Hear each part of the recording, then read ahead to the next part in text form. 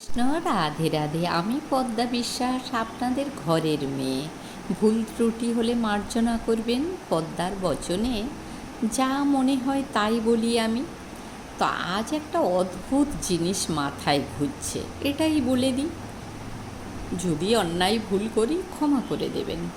মাথায় চলছে যে ভগবান সৃষ্টি করেন, ভগবান আবার মানে যেমনি জন্ম দেয় তেমনি আহারও জুগিয়ে দেয়। সে গরু যেমন তার খড় ঘাস খেতে অভাব হয় না, জুগিয়েই দেয় ভগবান। সিংহ বাঘেরও কোথাও থেকে না কোথাও থেকে মাংস জোগাড় করে দেয়, মাছকে শ্যাওলা জোগাড় করে দেয়, পশু পাখিকে যেতায়ক থেকে না যেতায়ক থেকে দানা জোগাড় করে দেয়। আর মানুষকেও নিশ্চয়ই ভগবান আহার জোগানোর জন্য ব্যবস্থা করে দিয়েছেন, তবে মানুষের বেশি বুদ্ধি দিয়েছে, তাই মানুষ খোদার উপরে খবরদারি করেছে। আমি দেখুন না, কষা কষা করে মাছ রেঁধেছি, প্লেন করে তো রাঁধতে পারতাম। ভগবান মাছ সৃষ্টি করেছে, আবার লঙ্কা মশলা সব তো সৃষ্টি করেছে, হালকাভাবে করলেই হতো। তা আমরা খোদার উপরে খবরদারি করে আচ্ছা করে কাই কাই মশলা দিয়ে বেশ কারিগুলো রান্না করি।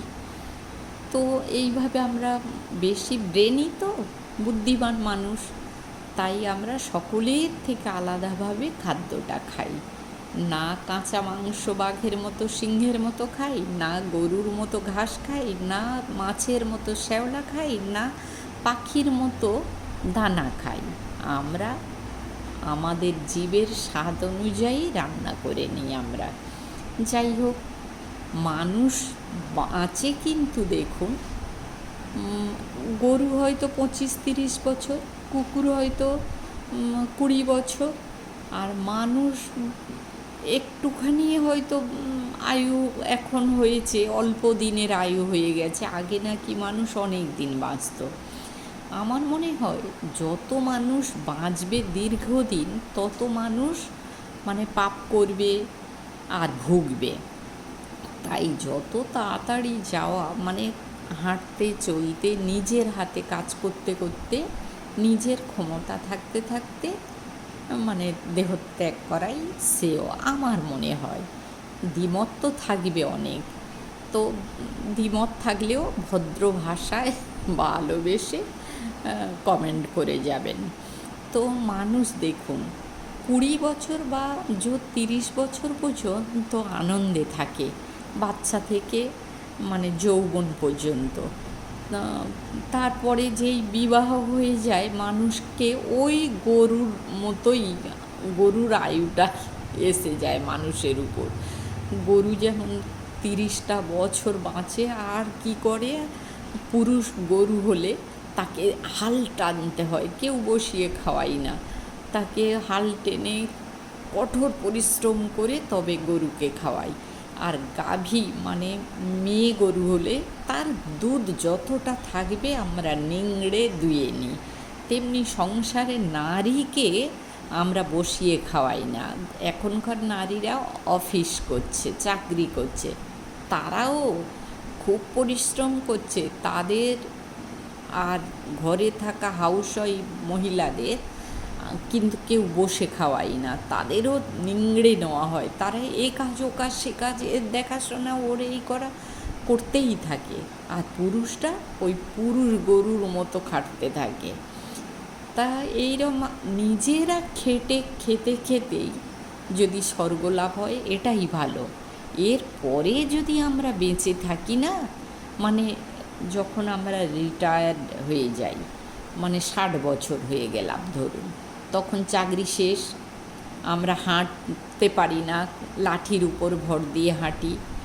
আর যদি বা না হাঁটতে পারি, তাহলে ওই কুকুরের মতো, গেট যেমন পাহারা দেয় কুকুর, ফ্যাল ফ্যাল করে তাকিয়ে থাকে মালিকের দিকে, কখন খেতে দেবে, কখন এ করবে, তেমনি বয়স বেড়ে গেলে ওই ঘরের ভিতরে বসে থাকতে হবে চৌকির উপরে, ফ্যাল ফ্যাল করে চেয়ে থাকতে হবে নাতি নাতনি, ছেলে মেয়েরা, বউ কখন খেতে দেবেন। আর আমার মনে হয় তো এই অবস্থায় আরও বেশি আয়ু যদি বৃদ্ধি হয়, তাহলে বিছানা শয্যা হতে হবে। পট্টি টট্টি সব বিছানায় করতে হবে, তাহলে তো এবারে সংসারের কেউ পছন্দ করবে না ওটা। এখন ঘরের শৌখিন সংসার, গুছানো টিপটপ বাড়িঘর, তাহলে সেই আপনি পায়খানা করবেন। বাবা মা সন্তানদের যখন মানুষ করেছেন, পায়খানা তাদের পরিষ্কার করিয়েছেন, স্নান খাওয়া করিয়েছেন, সেটা আর কোনো সন্তান হয়তো তেমন বোঝে না যে বাবা মাও বৃদ্ধ হলে এটা করা দরকার। না করে অনেকের ভাগ্যে জোটে ঠিক কুকুরের মতো অবস্থা। কুকুর ওই বৃদ্ধ হলে কুকুরকেও, বাড়ির কুকুর, পোষা কুকুর একদম যখন নড়তে পারে না, চড়তে পারে না, মালিকও তার ভালো দেখে না। তো সেই রকম মানুষ যখন বয়স হয়ে যায়, তখন ওই ফেল করে তাকিয়ে থাকতে হবে বিছানায় বসে যে কখন খেতে দেবে, কখনে করবে। তো যাই হোক, গরুর সঙ্গে তুলনা করলাম, কুকুরের সঙ্গেও তুলনা করলাম বন্ধুরা। তারপরেও যদি বেঁচে থাকেন, তাহলে তো ওই পট্টি টট্টি মেখে একেকার কেউ না দেখলে যা হয় বাচ্চার অবস্থা হয়ে যেতে হবে। তো আমার মনে হয় এই অবস্থার আগেই মানুষকে ভগবানের দুয়ারে চলে যাওয়া দরকার। নতুবা পাপও করবেন, অন্যদেরও পাপ করাতে সাহায্য করবেন। আর মনে হয় যত একটা করে দিন যাবে, সৎ মানুষ সৎ থাকার চেষ্টা করলেও দেখবেন কোনো ক্রমে না কোনো ক্রমে আপনি হয়তো অজান্তে মানে পিঁপড়ে মেরে ফেললেন, পা চেপে দিলেন, তাহলে পাপ হলো। অজান্তে কারোর একটা মানে ব্রেন সবসময় ভালো থাকে না, হার্ড কথা বলে দিলেন, কারোর বাড়িঘর দেখে হাউতাস করলেন, খাবার দেখে জ্বললেন, সেগুলো কিন্তু পাপই হয়। তাহলে যত বাঁচবেন তত পাপের ঘোড়া পূর্ণ হবে। তা আমি বলি, আমার মনে যেরম হয় যে নিজেরা যতক্ষণ করতে পারবো, হাঁটা চলা, নিজেদের হাত পা চলবে, কাজ করতে পারবো, ততক্ষণ বেঁচে থাকাই ভালো, তারপরে চলে যাওয়াই ভালো। অনেকে বলে যে অনেক দীর্ঘায়ু হয় কারা, যারা পুণ্য করে। আমার তো উল্টো মনে হয়, আমি সবসময় উল্টে ভাবার লোক। আমি ভাবি যারা পাপ করে তারাই দীর্ঘায়ু পায়, যারা পুণ্য করে তারা নিজেদের হাত পা যতক্ষণ চলে, নিজেরা কাজ করে, নিজের গতরে নিজেরা খেটে খেয়ে নিজেরাই ড্যাং ড্যাং করে চলে যায়, তখন তারাই আমার মনে হয় কর্মফল ভালোই করে। আপনাদের কি মত আছে জানাতে পারেন, তবে কোনো খারাপ ভাষায় নয়। রাখলাম বন্ধুরা, পদ্মার মাথায় যখন যেটা চলে তখন সেটাই বলে ফেলে। ভালো থাকবেন, সুস্থ থাকবেন আপনারা।